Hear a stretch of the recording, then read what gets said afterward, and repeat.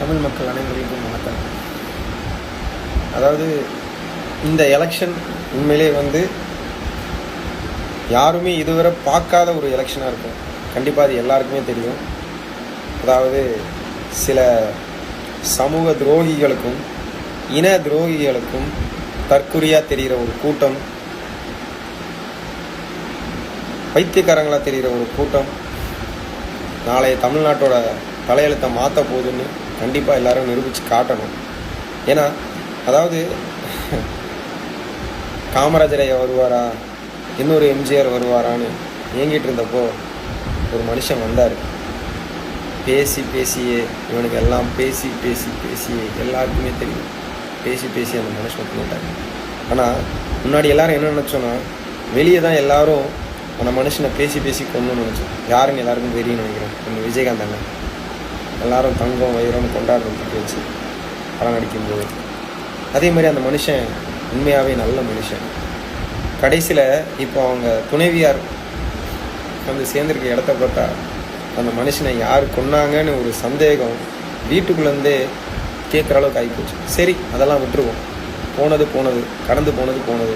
இனி காமராஜர் ஐயா வரமாட்டார், எம்ஜிஆர் ஐயா வரமாட்டார், விஜயகாந்த் ஐயா வரமாட்டார்.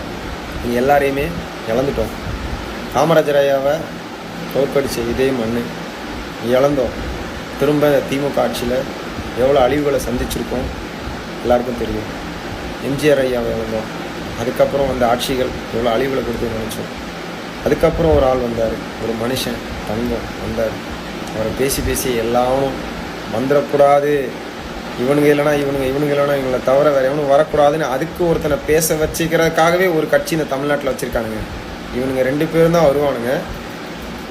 வேறு யாரையும் வரவிடக்கூடாதுன்றக்காக ஒரு கட்சிக்கு பணத்தை கொடுத்து பேச வைக்கிறதுக்குனே நம்ம தமிழ்நாட்டில் ஒரு கட்சி வச்சுருக்காங்க. அது யாருன்னு எல்லாருக்குமே தெரியும்.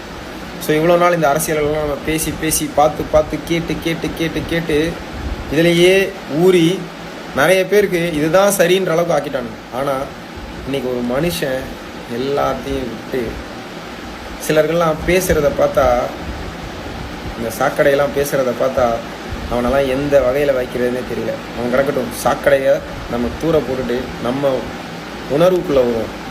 மக்கள் அனைவருக்கும் நல்லா தெரியும் விஜய் என்பவர் 30 வருஷமாக எவ்வளோ கஷ்டப்பட்டார். ஒவ்வொரு மனுஷங்களோட மனசுக்குள்ளே போகிறதுக்கும் மக்களோட வீட்டுக்குள்ளே போகிறதுக்கும் இதெல்லாம் தாண்டி இந்த மனுஷன் இன்றைக்கி சின்ன குழந்தைங்களுக்குள்ள கண் வழியாக காது வழியாக மனசுக்குள்ளே போய் உணர்வாக